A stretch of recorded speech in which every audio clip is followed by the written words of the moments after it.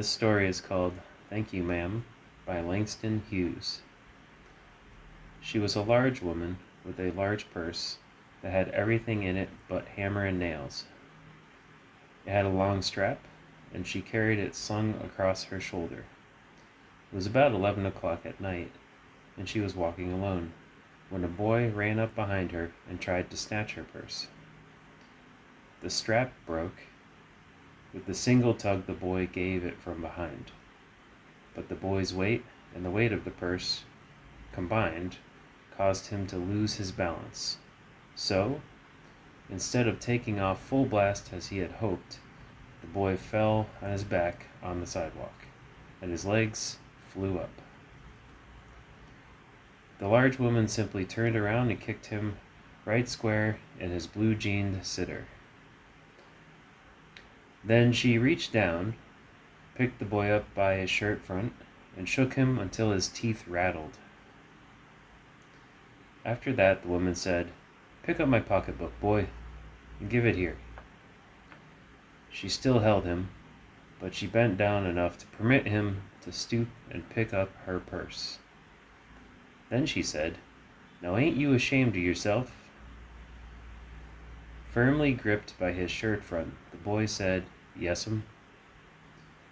The woman said, "What did you want to do it for?" The boy said, "I didn't aim to." She said, "You a lie." By that time, 2 or 3 people passed, stopped, turned to look, and some stood watching. "If I turn you loose, will you run?" asked the woman. "Yes'm," said the boy. "Then I won't turn you loose," said the woman. She did not release him. "I'm very sorry, lady. I'm sorry," whispered the boy. "Uh-huh. And your face is dirty. I got a great mind to wash your face for you. Ain't you got nobody home to tell you to wash your face?" "No'm," said the boy. "Then it will get washed this evening," said the large woman, starting up the street, dragging the frightened boy behind her. He looked as if he were 14 or 15, frail, and willow-wild in tennis shoes and blue jeans. The woman said, "You ought to be my son. I would teach you right from wrong. Least I can do right now is wash your face. Are you hungry?" "No'm," said the boy being dragged. "I just want to turn me loose." "Was I bothering you when I turned that corner?" said the woman. "No'm," said the boy.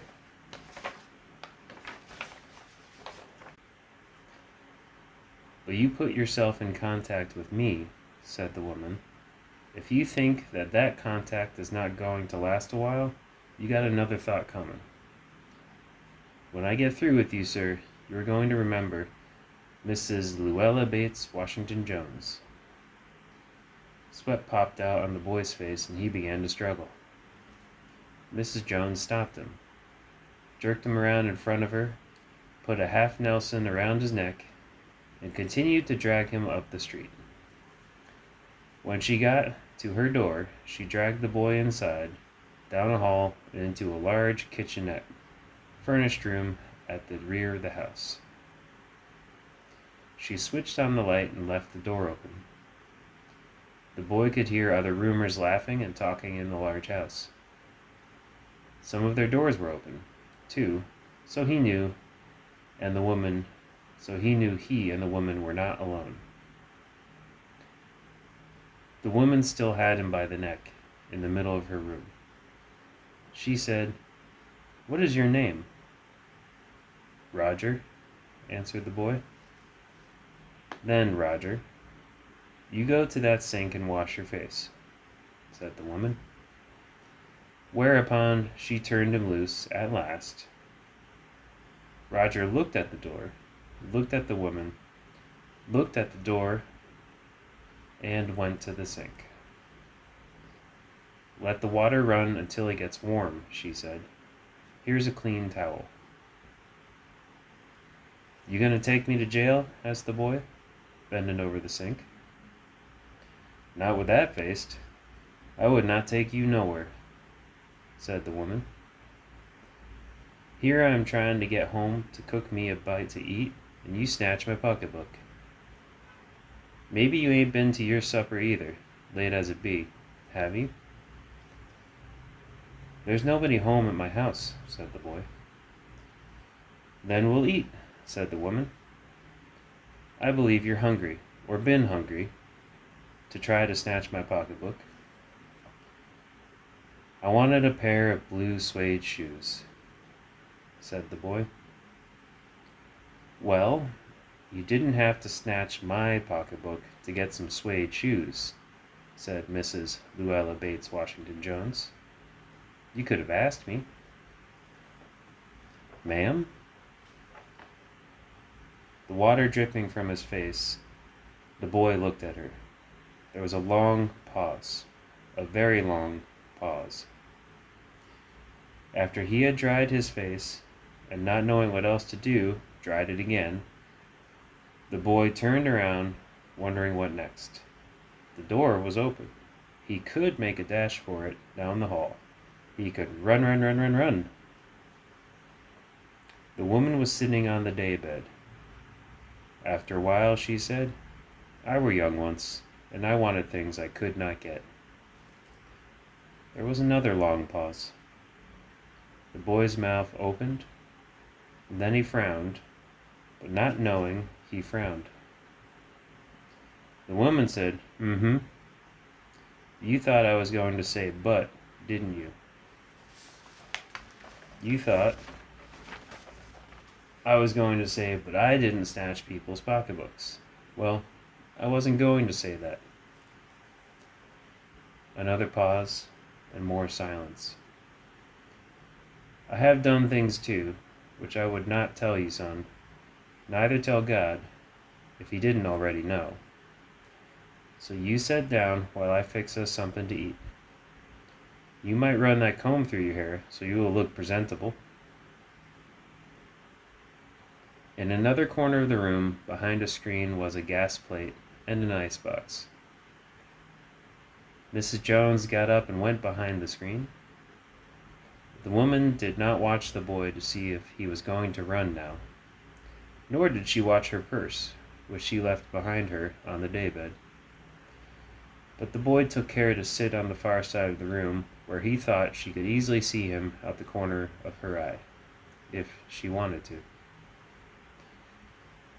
He did not trust the woman not to trust him, and he did not want to be mistrusted now. "Do you need somebody to go to the store?" asked the boy. "Maybe to get some milk or something?" "Don't believe I do," said the woman.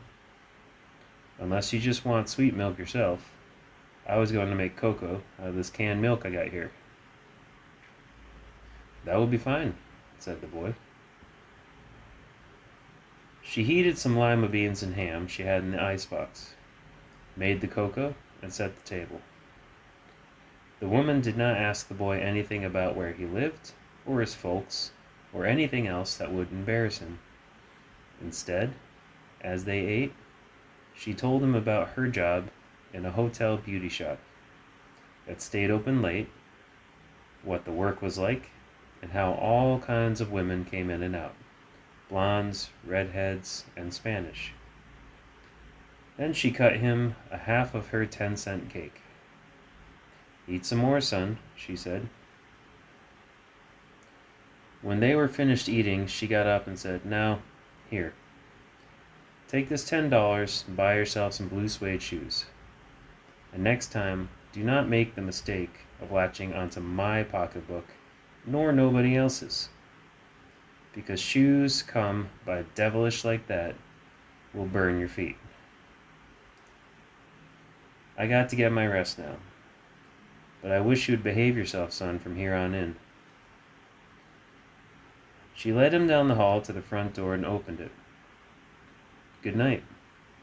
Behave yourself, boy," she said, looking out into the street. The boy wanted to say something else other than, "Thank you, ma'am," to Mrs. Luella Bates Washington Jones. but he couldn't do so as he turned at the barren stoop and looked back at the large woman in the door. He barely managed to say thank you before she shut the door, and he never saw her again.